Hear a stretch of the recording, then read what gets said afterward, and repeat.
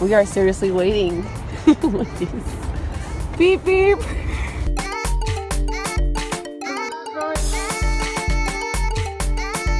What is up, everyone? I know I've been gone for way too long since my last video, but I promise I am going to record some more. And, I'm just about to go out with my crew member and we're gonna go get some food, probably TGI Fridays. I have been stuck, I'm not even gonna lie. I've been to TGI Fridays. This is my third time this month just to get the Beyond Meat burger. So good.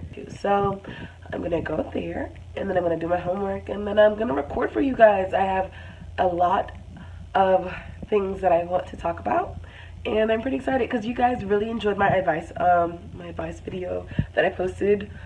Whenever I posted that, I can't remember, but I would love to continue to do that along with some job related Q&A. I'm not too sure. I don't really want to get so caught up in that, but if you guys want to see it, then sure. But yeah, I'm gonna go head out, so I'll see you guys in a little bit. Maybe she would want me to record her because she has a vlog and I'll let her talk more about that if she's okay with being on camera. Alrighty, Hi. Introduce yourself. I'm Erin. And what do you do? I'm a flight attendant. Yes, she's starting her own vlog too. So let me get more details. Wait, start all over.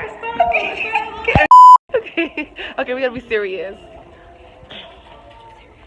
So, okay, introduce yourself. Hey guys, I'm Erin. I'm a... no, okay, start all over. No, go on. Are you gonna edit this? I don't know. It depends on how funny it is. No! Go on. It's okay. You can tell them. I'm Speak a your flight mind. attendant as well. I'm an up-and-coming vlogger. I haven't made my channel just yet, but stay tuned. Follow me. I'm going to be posting things such as resumes, how to fix your resumes, if you need professional advice, if you need a cover letter, anything. I want everybody to boss up, have a job. Why is this piece of hair sticking out? I don't know, but I keep looking at it like, please. But I want everybody to just be on one page accordingly, making money and doing what they love. Yes. If you want to travel and you need advice about how to get into the flight attendant career path field, follow my channel. I will be posting information on that as well. Yeah. You can also follow my blog page on Instagram. It is inflight_enthusiast, and I post pictures and information there. Resume, professional advice. I have businesses up there that will help you. Less than $50 for a resume and they will definitely get you a job. So that is inflight_enthusiast. Say it with me, people. Inflight_enthusiast. There you go. And we will do partnerships and different videos like that together, even though we probably won't see each other that much, but we're based in the same place. I have your number. Exactly. So link up. Link. Look, what's the link? I can't even speak. I can't even speak. The universe works though, you know? And just like that, we were on a trip together, and we just 4-day trip. 4-day trip. Be real. This is a 4-day trip. This is the first day, and I did not know she was a blogger until randomly she's in her phone taking a selfie, and we took a picture. She's like, I'm a blogger, and then my eyes lit up like, uh-oh, here we go. So I'm so cheesy. then from there, after that, we got to Washington, D.C., and went out to TGI Fridays, started talking more, and she has amazing ideas. We were just like bouncing off different topics. I'm just so happy for her, and I cannot wait to talk more with you about, you know, with business plans. You know, I feel like everyone young should have some type of business idea, no matter what it is, no matter what field. Some type of goal. All you need is motivation, and it's like nowadays, especially my young black folks, you know, you don't get a lot of motivation, you don't get a lot of young people pushing Positive images, positive influence. So stay tuned, you know. Watch you a natural girl. Look, she's ready. Watch it. Because we got some good information for you. Like it's so important to stress financial literacy and money management. Money management. Like somebody has to talk to you, so why not let it be us? I'm trying to show you how to budget, make it, save it, grow it, make it work for you. We have a bunch of topics ready for you guys. 2018, guys. So yes. Definitely stay tuned. Stay tuned. Stay tuned.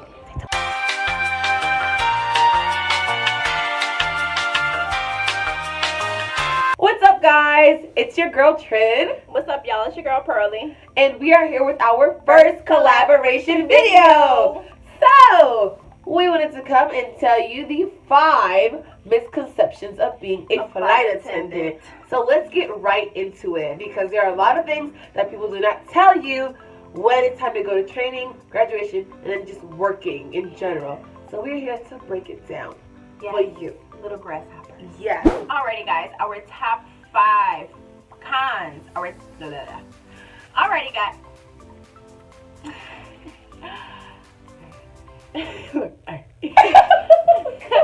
Oh gosh. The deep voice. Alrighty, guys. Our top 5 cons are going to be pay, living, reserve, food, and coworkers and supervisors. So we're going to give you the 411 on all 5 of these topics and the misconceptions of being a flight attendant. We're so cheesy and sad. Alrighty, starting with number 1, pay. Okay, so pay is not as great as it seems. It gets better, but just in the beginning, it's a little rough, okay? So we are here to let you know and just stress the idea of saving before training, before you graduate, and after you graduate, when you're actually working, because it is tough out there. There's a lot of things you spend money on, and we want to just give you a little more insight about that. So I'm going to ask you, I think, just in hindsight, I think $3,000 saved up would have helped me a little bit more, opposed to my total of $300. So what do you think is a good amount, and how did you go about saving? Okay, well, first, I believe before you even consider being a flight attendant, you should at least start a savings account for when you go away to training, because you would not be able to go back home. You would not be able to work while in training. You need to be there on time every day. Every day. So, and for my experience, I opened up a checking account, a credit account, and my credit limit was $500.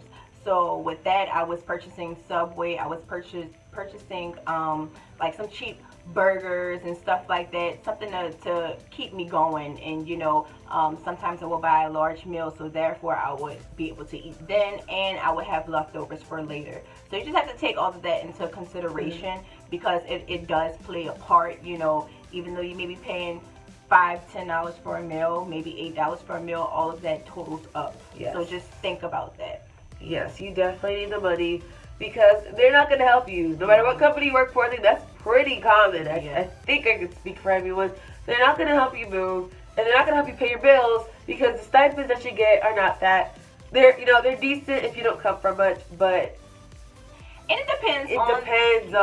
It depends on, okay, because some people have more responsibility than others. Some people were younger. I shouldn't say that, because we're on the younger side and we have responsibilities. Exactly. But we're learning as we go. Exactly. And there were people who had their parents who could, pay for their things. There were people who were older and they were married, and their husbands or their wives paid for their situations. So it just depends. But analyze your financial status and analyze how you are with money and how your financial setup is at that moment before you apply. Yes. And say, okay, if I was to get a call now, would I be ready? So definitely prepare. So we are here to bear a couple of gifts for you, okay? Oprah 1 and Oprah number 2.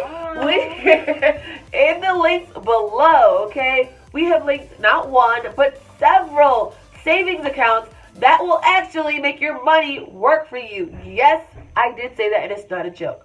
So if you did not know, all of these major banks, they will basically have you store your money in their banks for nothing, okay? It's not growing. So I have linked below several online banks that have great APYs and great interest rates, and they pay you to keep your money there. The longer, the better. I'm with Barclays.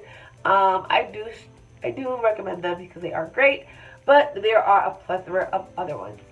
So, and at the current moment, I do not have a second savings account. I only have one savings and one checking, and I do plan on opening up a second savings. So therefore, that'll be that money on the side that I will not be touching, because you got to think about it. When you're in dire need and you need a ride or something like that, and you're dibbling and dabbling in your savings account, And so just take everything into consideration before even applying for that job. So you prepare yourself, like we say, for those hard times to come, because trust me, they will come. So number 2, living accommodations.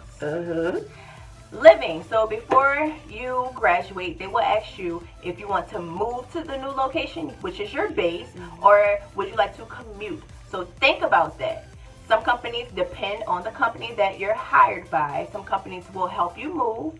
They'll give you moving days, but depending on the mileage to and from your old and new place, they may give you 2 days, they may give you 3 days, and you will have to transport yourself with your things to your new place. So that's the only help that they give you, is that time period to move to your new location.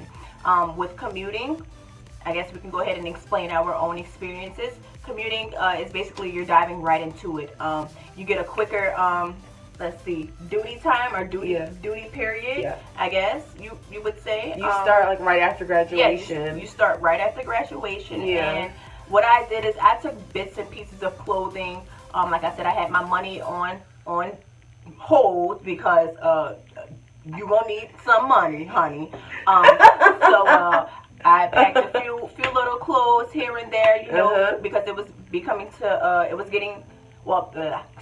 I packed a few items because it was winter time, so I didn't know where I would be traveling at. So I packed a short sleeve shirt, I think 2 sweaters, 2 pairs of jeans.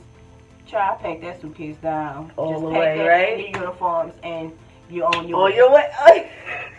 You're on your way. You are on your very way. So how was your commuting when you first graduated? When I first graduated, okay, so first I was a mover, and I'm gonna be really honest with you guys. I found out that if you are a commuter, they pay for your like IOE flights. I can't speak for all companies, but for mine, that's what happened. I walked up in that office and I said, "Excuse me, can I please be a commuter?" That's all I said. "Can you please switch me to a commuter right now?" So they were super helpful. I didn't get into detail, but we got that situated. I actually had more time off, so it was paid. So I got to go home for a week, and then I went to New York on a trip. Like just on my own, and then I went to Philly. You're right. I did. I got a week right after graduation and was able to spend time with my family. Because they pay for that flight. So also with the living situation, decide whether you're going to get an apartment or a crash pad. That is essential. Like you need to go ahead and start researching on crash pads early, like in the beginning. Do not procrastinate on that. Please don't, because you don't want to be homeless once you graduate. Because it's real, and nobody like extends a hand unless you just lucky. Yeah, and honestly, speaking of like the homeless thing, because when we were talking about our crash pad situation, I pay monthly. I pay one person a specific amount to stay in their house for a month, and it's no contract. It's simply month to month. You do it nightly. I do nightly. I We're pay $25. Both commuters, but it's like completely different. Yeah, it's crazy. Completely different. And the reason I chose to do nightly is because if I'm on for 4 days, I may not even be there. So, you know, I know some people do it monthly so that, you know, their items, their clothing can be there while they travel. They can bring stuff and take stuff to the crash pad and from the crash pad. It's more comfortable. Yeah, it's a more comfortable way of living, but I travel back home when I'm off. So I do my little switcheroo right then and there. And my crash pad, it works for me, you know. It suits your needs because clearly we're both commuters, but we have different needs. And then our schedules are different. We may bid differently. We may get assigned things differently. So I feel like I may be home more than she is, you know? But all of that you would definitely learn in training. Yeah. They'll give you a little taste of it, but I think you really learn it outside on your own. Yeah, you learn it outside of your own. But the biggest tip of all is to research in the beginning of training. Those first couple of days when they give you off, please research, guys. And, sorry, did I cut you off? No. Because it just hit me, and it's not even something we talked about. Like, it's not even a long topic. Your base, okay? When it comes to the base assignments, look, okay? Research that. We said research. It really struck a nerve because I wish I would have. I picked a dual base one time, and it was the worst, the most expensive thing I could have ever done coming right out of graduation. I just got my base changed to a one airport base. And I've saved off the top over $100 to $200. Just say 300. most likely, to be honest, because my rent went up, but my transportation went down, food went down, stress went down.